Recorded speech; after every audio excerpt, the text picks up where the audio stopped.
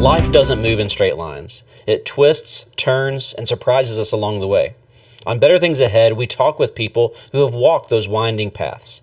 Each story reminds us of the lessons, hope, and promise of better things ahead. This week on Better Reminders, we revisit our conversation regarding better passions. This is where myself, Michael, and Kelly sat down to talk about our skills and hobbies and how we use those in our everyday lives. This creates an opportunity for us to identify those gifts as we progress the gospel in our community. And that's what we're talking about today is passions. And as I talk about the word passion, what I'm going to talk about or what I'm thinking of, and I want to hear from both of you a little bit about what you think of when you think of passion. But when I think of a passion in my life, it's something that's bigger than a hobby, but maybe smaller than what I do as a day job. What I consider my profession, I guess, is the right way to say that. Matt, when you think of the word passion, what do you think of?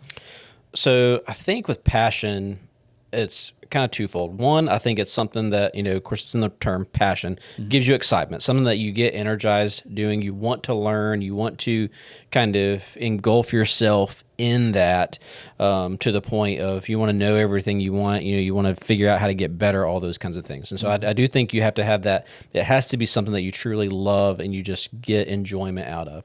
The second aspect of it, I think, is the skill piece. It's something that takes an aspect of skill, and whenever you bring, I think passion, or whenever you're finding those kind of things that you're passionate about, it's when you take the effort to put into develop and learn a new skill that you can then use and enjoy in life. And growing up, I was always told, find something that you're passionate about and figure out how to make money with it. Yeah. And that way you're doing what you enjoy, and you kind of start to have, I think you kind of mentioned this, was this idea of calling and passion and career, all those things start to kind of collide. Yeah. And I think when you have that collision of all of that, I think that's when we get to really kind of sit and rest in who God created us to be.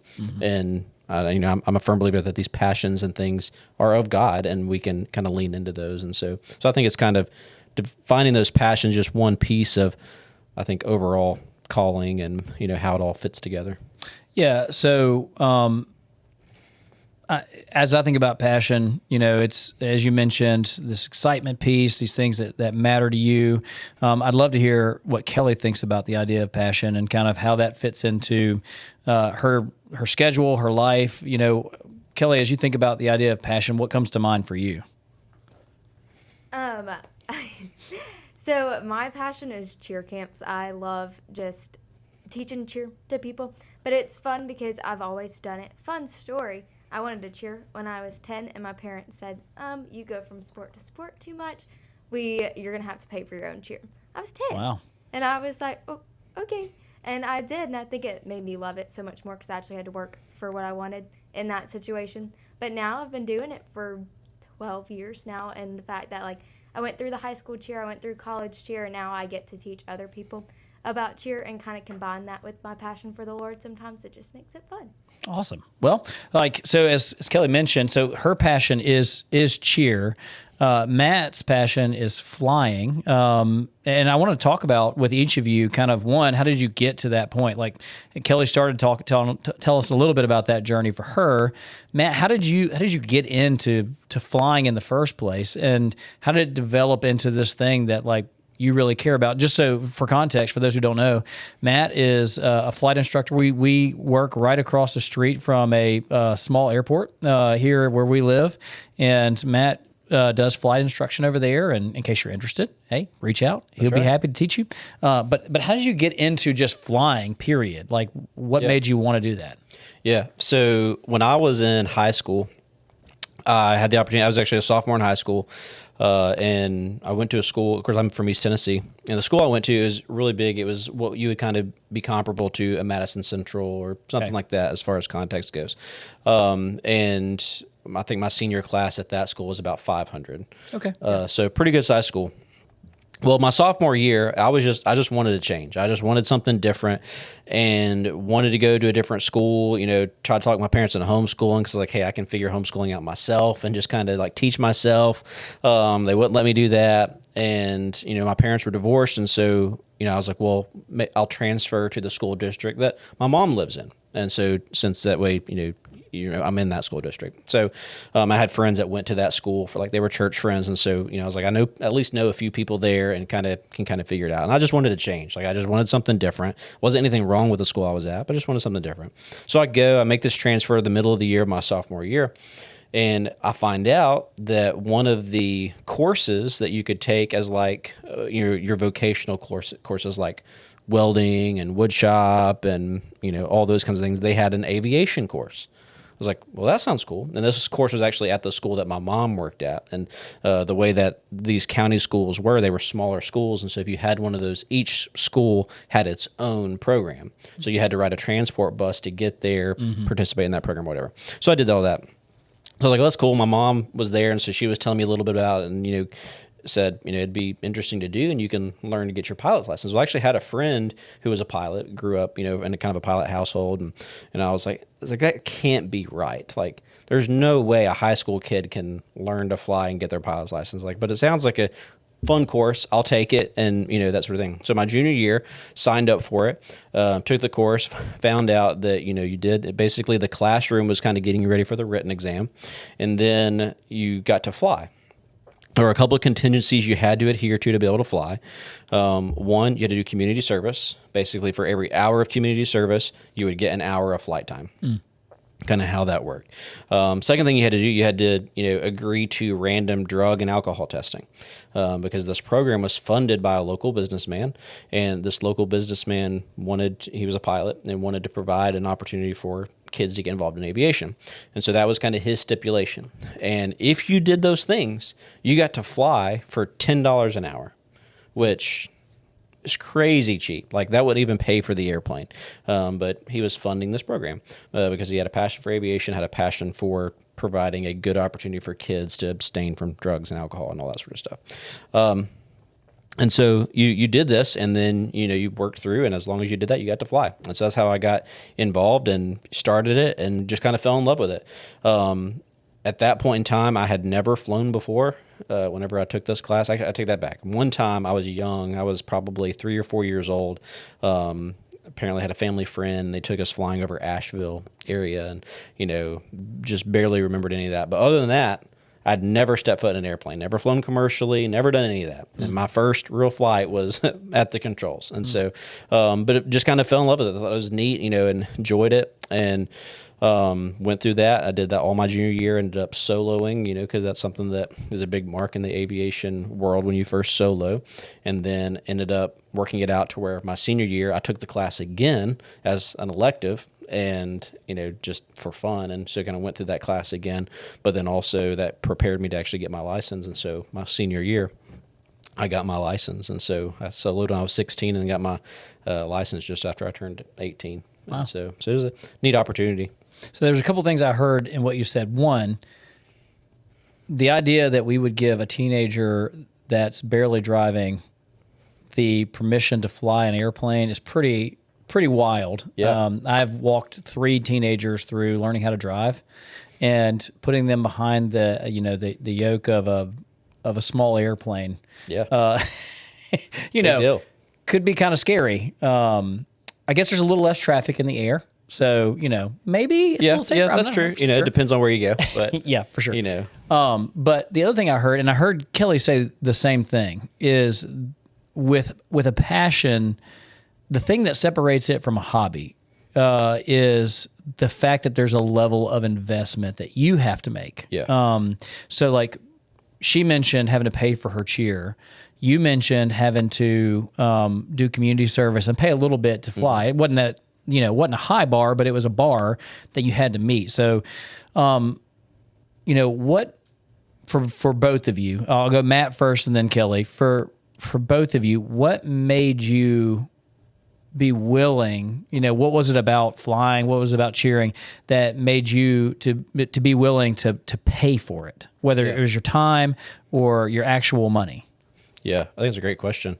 Because at the time I didn't know. When you first get into it, I'm like, well, it's a small amount, or I can do community service, an hour community service, not that big of a deal. You got to do it anyway to graduate high school or whatever. And so you had this kind of, I guess, skin in the game, as I would say, where you had to get involved. But for me, it was kind of a low bar, and I didn't know at the time.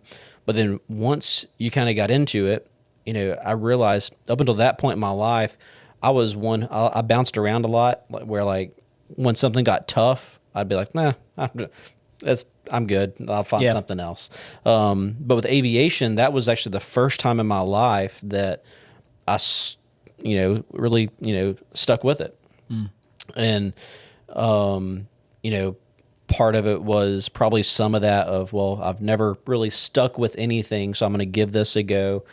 I knew it was something unique, that I was in a very, very much minority of people who could do that. And so I think all those things kind of wrapped up together is probably what motivated me to invest and work at it, and, have kind of that sense of accomplishment maybe. Yeah. And it was something that I knew no one else was doing, and, it was an opportunity to do something. And, at that point as a junior, senior, you're starting to try to figure out career options. And so you start thinking through all that too. And you're like, well, is this something I could do? And so it was, that's probably all those things probably went to it. Yeah. So Kelly, you mentioned that your parents, you played multiple sports growing up. And I'd love to hear kind of what sports you played. Tell us a little bit more about like how you got to the point at 10 years old to start cheering.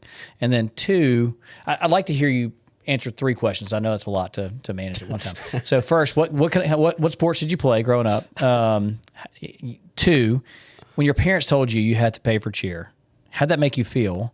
And then 3, what made you decide to say, you know what, over all the other things that I've done, I'm willing to pay for this to do it. So tell me what you think. Like, what other sports did you play? Played almost everything. I did jiu-jitsu for a day. For a day? Yes. I love that. Decided that wasn't for me. I did soccer for years. I was pretty okay at it. Yeah. But like, I was always the goalie and nothing ever got past me. So I don't know if I just thought I was okay at it and I actually... Well, if nothing ever got past you, that was kind of the point. So you did pretty good at that. No. It never got passed that way. Oh. You never got the ball. Okay. Anyways, but I played soccer and I thought I was pretty good. I did tennis and I just was not good at that. I had my dad's old racket from when he was in high school and it had tape all the way around. I couldn't even get my hand around the thing and I was trying to swing it around and that wasn't very good. But my whole thing was like, if I did something besides jiu-jitsu, if I did something, I was going to stick to it. Yeah. So I'd always complete this sport and just hate it. Like, I mean, I danced, I did gymnastics, like I did the other cheer related things, but I would do something for a year and be like, that was fun. All right, what's next? And so then I was at like a little gym taking dance and I was like, well, they have a cheer program now. Like, I think I'm going to do the cheer program. And I mean, it is just when cheer's coming out, it was a ghetto little gym, but we were excited and it was fun. So that's how I found out about cheer. And then how did I feel when... when your parents ask you to pay for cheer, how'd that make you feel? I don't know. I think I was a determined little 10-year-old, and it was like, it wasn't cheap. It was like $1,000 for a season. And I was like, okay, well, I have a birthday. I have Christmas. Any other things, I'll just collect all that money and I'll pay for it.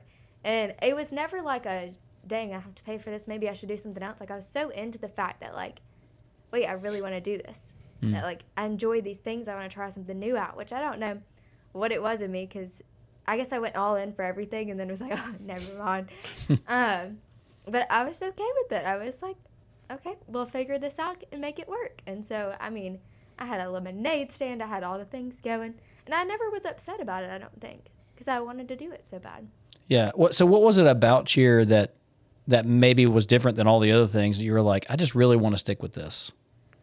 I'm not sure. I think it was so new. So, like, 12 years ago, cheer wasn't really, like, as big as it is now. It was like we wave pom-poms, not we throw people in the air. And at the time when I was 10, I was the thrower and then got a little older and had to go in the air. Didn't like that. You became the throne as opposed to the thrower. Okay. Yes, I liked it opposite a lot better. But it was just new and it was different. And it took gymnastics that I was okay at. And it took a little bit of dance that I thought I was okay at. But, you know, don't ask anybody else. And it kind of took all these things, and it was just so new. And I was like, this just really looks like fun. Like, you don't even hold pom-poms. Like, you do competitive cheer. It's so much different than what I've seen and what I know. And so, I don't know. I just sparked my 10-year-old interest, I guess. All right. So basically what I've heard from both of you guys at this point is that there was something about aviation, about cheer, that sparked a big interest in you. And what I want to know now is, like, why have you continued to do it? So, like, there was that initial, like, I like this a lot. This meets something. It meets up with something in me that, like, I really enjoy this. This is fun. To now it's become more than just a momentary, I'm okay with doing this, to now it's a life passion thing. Tell me more about, like, how you got to the point of, I just want to keep doing this now, and how have you continued to do it? Yeah. So for me, once I got my license, I planned on going to school to become a professional pilot, go to the airlines, do all that sort of stuff. And, then after my freshman year of college, realized that God was doing some things, and, ended up calling me into ministry. And kind of wrestled with all that, and kind of made a decision I was going to go into ministry instead. Well, as I went into ministry and flying, once I got my license, I was no longer part of this program. So now flying went from $10 an hour to about $100 an hour, and it was much more difficult to continue. Then you get married and you start, figuring that life out, and now you're having bills and rent and all those kinds of things, and so I think it was about 2008. 2008 was the last time I flew, and then I didn't fly again, I think, until 2018. And every year that kind of passed, like, I yearned for it, right? And I think that's one of those things that kind of helped me recognize that this was a passion of mine. Yeah, it's more than just something, an interest. It is a passion. Because it was something I missed. Because there's some people who get their license and they never fly again because they're like, okay, I accomplished it and I'm done. But for me, it was always, I wanted something, I wanted it back, and just financially, logistic, time-wise, just never was able to kind of make that a priority.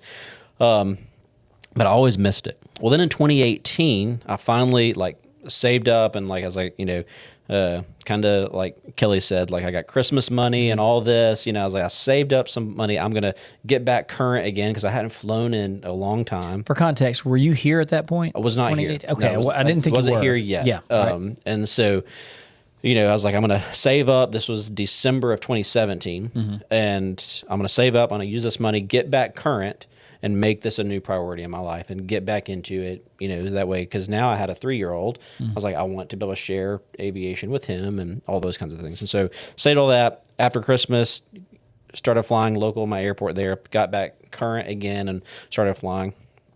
And then in March, so this was just a couple months later, ended up essentially, going through a job transition, and now wasn't able to make flying a priority anymore, and kind of lost it again. Started interviewing and, looking at, different churches and things like that.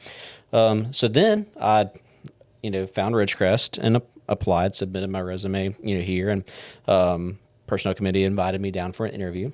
Well, what do you do before you go to a new town? You're going to look it up, kind of see where it's at and all those kinds of things. So I'll pull up, Google Maps, I guess, and kind of look at the area and look at the church. I'm like, okay, it's a nice church. Because zoom out a little bit, there's an airport across the street. How about that? And I was like, of course this is the church I'm going to go to, and so, but it was just kind of neat at the time because I just saw that. I was like, well, that's wild. I would have never thought about being at a church where there's an airport across the street. So ended up kind of going through that, came here, got transitioned, and then COVID hit and all those kinds of things. And so I ended up not really flying again until probably 2020, 2021, right there, kind of coming out of COVID, and got back into it, and then made it a priority, and haven't stopped since. And so, yeah. And so at this point, you went, when you started flying again here, you got really deep into like flight instructing, like getting to the point that you could instruct others in That's right. flying. Tell me a little bit about that process and how, like, what you had to go through to get there. Yeah. So essentially, in aviation, you have these different pilot certificates or ratings, as we call it, kind of ratings you add on to your certificate. And so coming here, I was a private pilot, meaning I could carry people around. Of course, you can't get paid for it. You're just flying as a hobby, that sort of thing. So then when I moved here, I knew the next step that everyone wants to go through is your instrument rating. This just makes you a safer pilot, builds the opportunity where now you can kind of get in and out of clouds, and just it really hones those skills of being a pilot.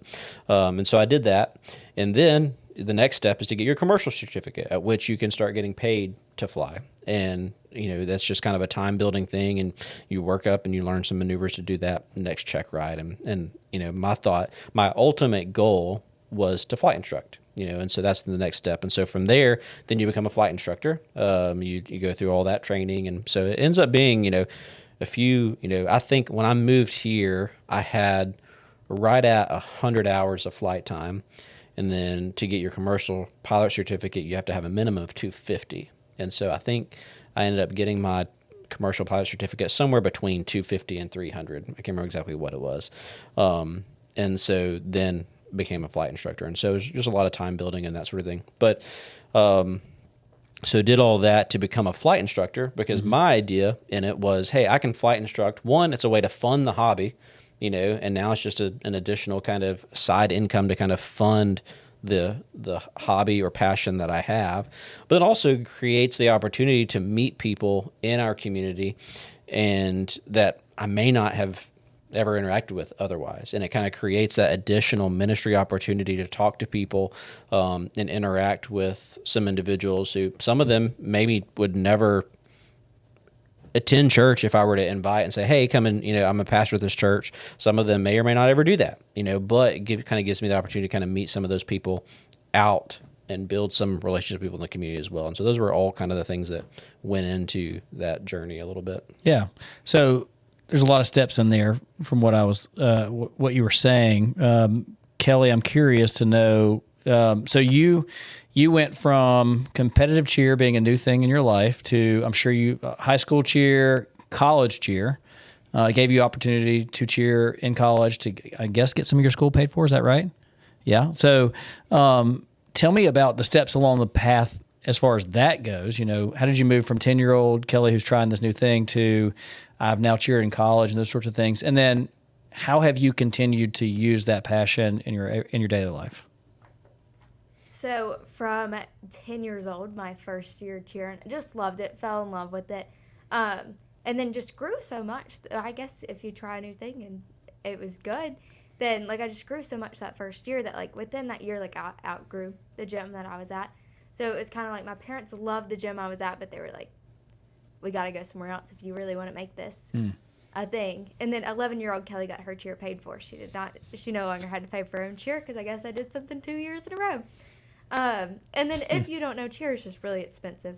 Especially the competitive side of things, it's just not cheap, along with probably travel ball. I don't know. Don't have kids yet.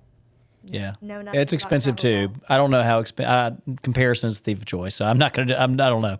But they're both expensive. Yes. Well, it was very expensive, and then just loved it. So I stayed at the same all-star gym for forever. And then I cheered in high school, but we were just tiny private school, so we didn't really do much.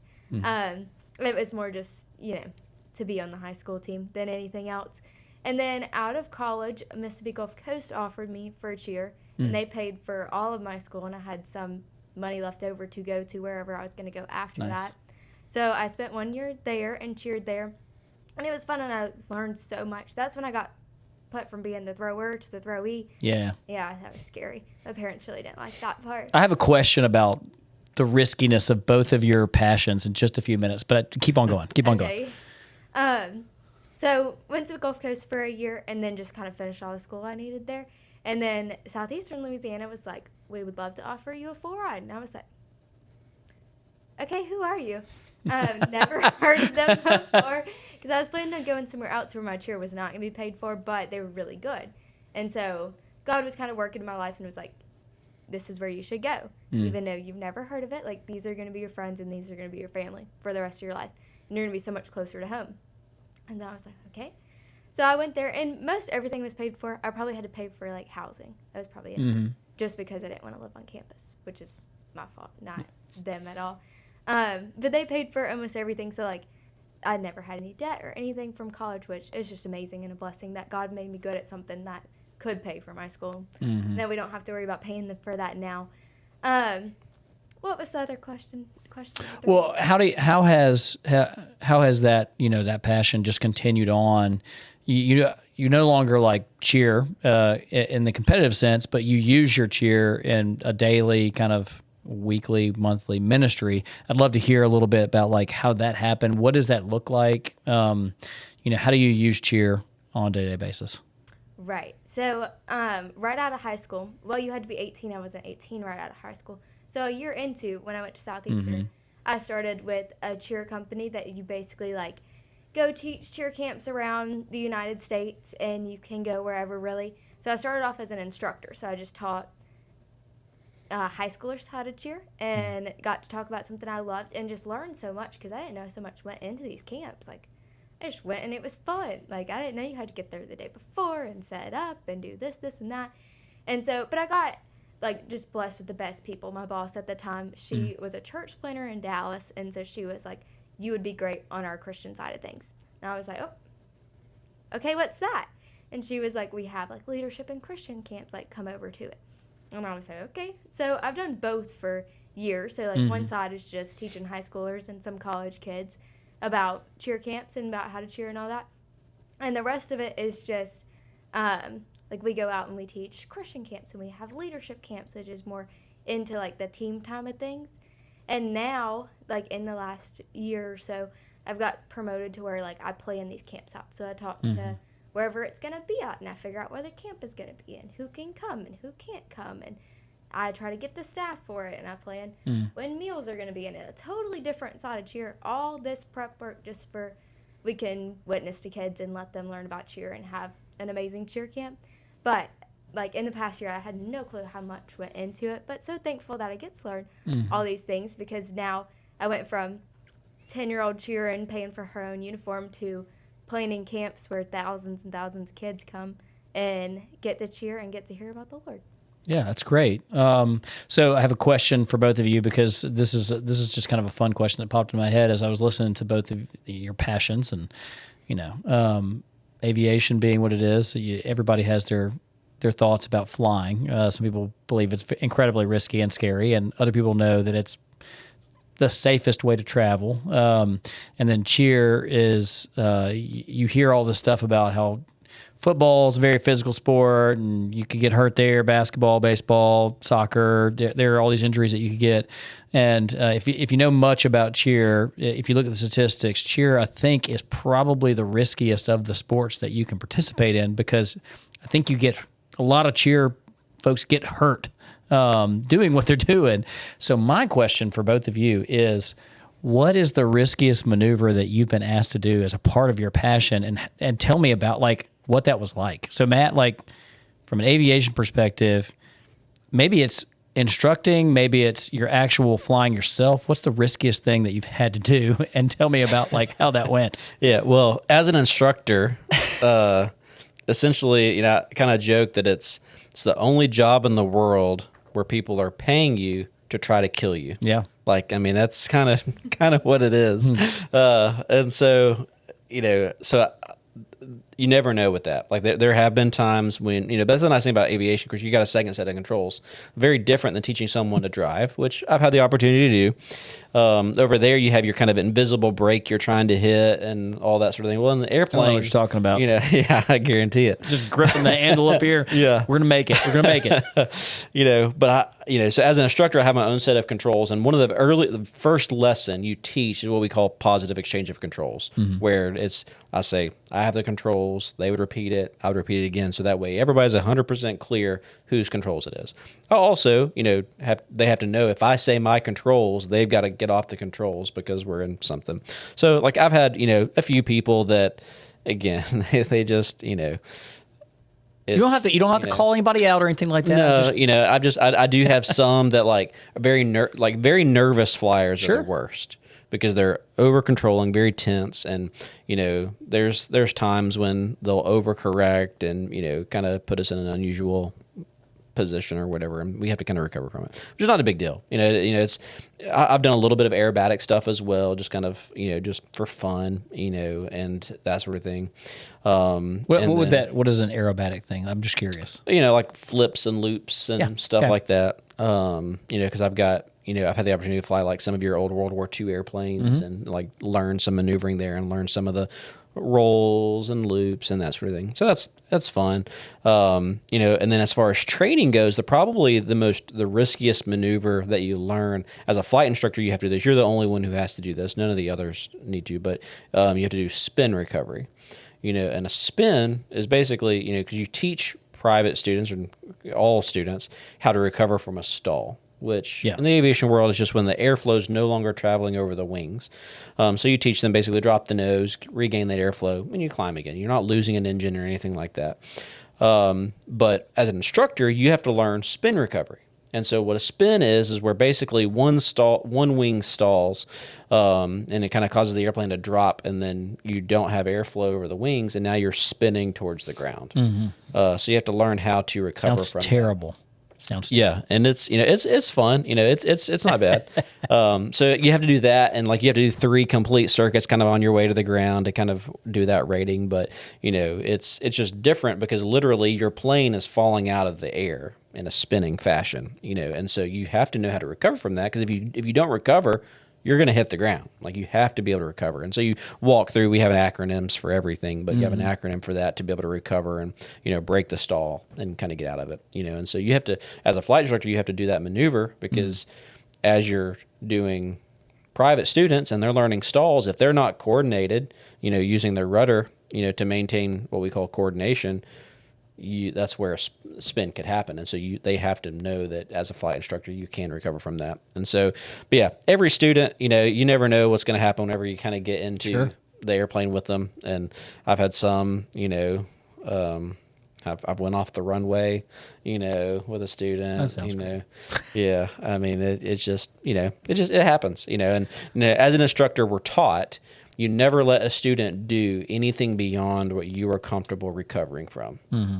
So, as an instructor, I know my personal minimums and know where what I have to do to kind of keep, students within those boundaries. But, students like to push them. Well, I'm sure they do. Your definition of fun and my definition of fun are probably a little bit different. As you said, it's fun to figure out how to get out of a spin.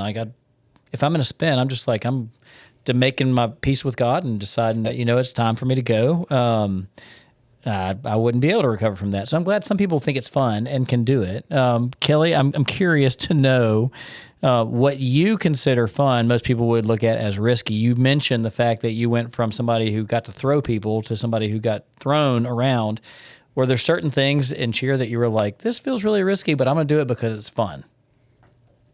Well, first, I just want you to know that Matt asked me sometimes if I want to go on these plane rides. Have you not taken him up on it? No.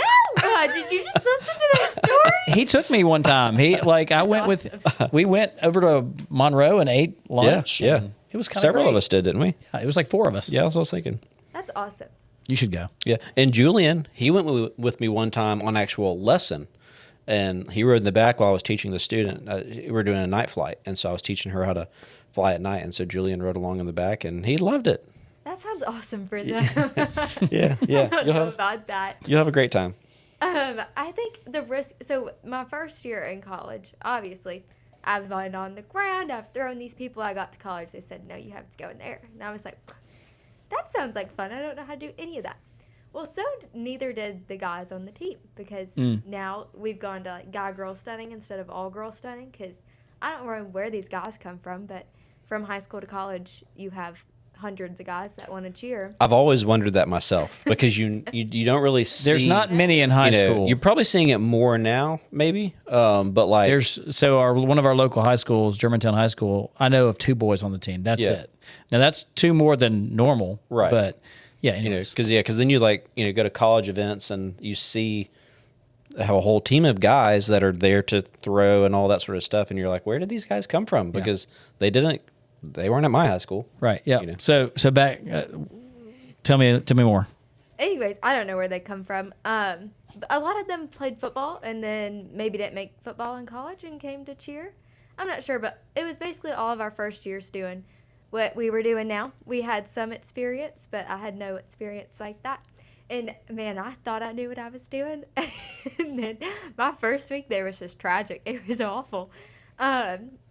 Just the guys aren't trained to catch you yet, and I don't know what I'm doing, so I was just smacking the floor over and over again. Ouch. You would be surprised it doesn't hurt as bad as you think it would. Okay. Anyways, but that... Once again, my definition of hurt and your definition of hurt, if somebody threw me in the air and I hit the ground, it felt like it would hurt. But you build up some immunity. So it is risky, and I've seen so many injuries, especially my first year at college cheer. I was like, what in the world? Because you go from, you can't really flip in stunts to the flips you do on the ground you can now do in people's hands. And so you do something that you're not even quite sure what you're doing, and then you're taking a girl who's been on the ground all her life and putting her up in the air. But that was a lot of us. A lot of us got there and we're like, well, we're not doing anything we thought we were doing anymore. So I think that whole year, like, we were okay, but it was probably the scariest cheerleading you've ever seen. And then when I got to Southeastern, it was like, so we're going to stack people on people on people. And I was like, oh, how? How do we, like, because you see people do it, but you just don't really do it. So then our first camp experience, we were trying to go, 3 people high, and then the girl was going to do 2 backflips before she landed on us, landed on someone else. Needless to say, that did not happen. But, like, luckily I've never had a terrible injury. But also I think I get myself out of harm's way. Like, if it looks like it's not going well, that's not for me. you're just like, yeah, I'm going to opt out of this one. Yeah. I've seen these. You let people go before you. Right. I'm so generous like that. Yeah. But I think I've also, like, I'll kind of pick out the guy that I want, and then I'll be friends with him. And then I'll be like, so now my life's in your hands. Now you have to catch me no matter what you do. So nothing terribly scary. Like, you would probably think awfully. Like, me with flying, I think it's terrifying. Like, I don't know about that. But, like, you would cheer if you tried to do that. You'd probably be like, what in the world? Like, I don't want anybody to throw me in the air. Oh, or that either, I guess. Yeah. That's funny. It's one of those things where, as we think about passions, I think there's, all throughout this, we've talked about this idea of, like, there's got to be a level of investment that's different than this is something I'm interested in. And that's a willingness to sacrifice for it, a willingness to risk for it, because it's something that you just can't help. Like, you've got to do it. I'm curious to know, so both of you are in a situation here at the church where there is some flexibility in your schedule that makes it easier for you to be able to participate in those passions. It's not like you're having to give up, a ton of family time. There's probably some of that's involved in this, but like, there is some, you can work different hours. Some people don't have that same luxury, and they still want to pursue things like that. What would you tell somebody who is like, I really want to pursue this passion, but it's kind of hard to do? What advice would you give them? What encouragement would you give them? I'm curious to hear from both of you. How would you push somebody in the area of, they want to pursue it, but their schedule or their life circumstance makes it a little bit harder? Yeah. I was in that case, like I said, for the 10 years that I didn't fly. And, it was tough. And I always kind of had, like I mentioned, that yearning to kind of go back to it, And so in one sense, I think it comes down to timing. And I think understanding that sometimes it may not be the right time, right. And sometimes if it truly is a passion, then you're going to figure out ways down the road to maybe prioritize or make adjustments and make sacrifices other places to make that a priority, and all those kinds of things. And so I would tell someone, one, be patient, because if it's not the right time, it's not the right time. Because if it is something that you're passionate about, you want to give it all the attention that it deserves. Because I think that's probably more frustrating is, in my time when I wasn't able to give aviation the time that it deserved, that was more frustrating to me because I wasn't doing as well as I knew I could do, or wasn't making it as great of a priority as I should. And so I think be patient, find that right timing, and then, make it a priority, and kind of find that, find those ways, if it is just, weekends or after work or whatever it might be, and kind of just navigate that. And because I'm a firm believer that, as all those things can work. I'm an advocate for time management. I think we're given a limited amount of time, and but I think we waste a lot of time. Sure. And so I think figuring out how to navigate that aspect of it can also free up the opportunity or flexibility to kind of pursue those passions as well. Yeah. Kelly, do you have any advice that you'd like to share as far as like, what would you tell somebody who's like, I really have a passion for this, I just don't know how to fit it into my schedule or my life? I think the life stage I'm at is a little different than y'all's right now. So, like, I've just gotten to a point where I have to make some decisions of, like, what camps am I going to give up? What am I going to do? Because before I didn't have a commitment Monday through Friday, and I could just leave for months and weeks, and last year, almost a year at a time, and just, like, see the United States and sometimes a little outside of it, and get to talk about my passion and what I enjoy. But I know that, like, without that year of really, like, going and traveling and doing, that year was, like, full of just Christian camps. And so I just got to pour into people. And I know I wouldn't be sitting here where I am right now if I didn't have that year of finding out, like, what does God want me to do? What message does he have for me? And then, like, also it's fun to travel the world and see things. So I think my advice is, like, don't rush into things, because I could have gone a little slower with life and just enjoyed the time that I had in that just season of life where I really didn't have many responsibilities besides getting up and going to cheer and talking about the Lord and going to bed and seeing a new state and waking up and doing it all over again. And I think I took that for granted. So just slow down in the time that you're in right now and just enjoy the fact that you get to do all these things, because now I'm at a point where, yes, it's so flexible, and that's why I get to do cheer still, and I still get to love it and do it all the time. But there's going to be a point in time where I just can't get up and leave any day of the week now and go do what I love. So just take your time and enjoy it and slow down. Yeah. Yeah, that's some good advice. I would say, it's important to think about the concept of life stage and where we're at in life. And, two completely different life stages. Kelly, still in her 20s, and Matt, you're in your 30s and got a kid and, family and just responsibilities. And, those things do have impact on the things that we choose to do, the way we use our time, those sorts of things. And it's important to think through, like, where we are in life. But also, I think that the thing that I heard both of you say is, like, if there is a yearning in you, a lot of times that's not just a selfish thing. A lot of times it can be a God thing, that he has put this in you, a passion for this in you.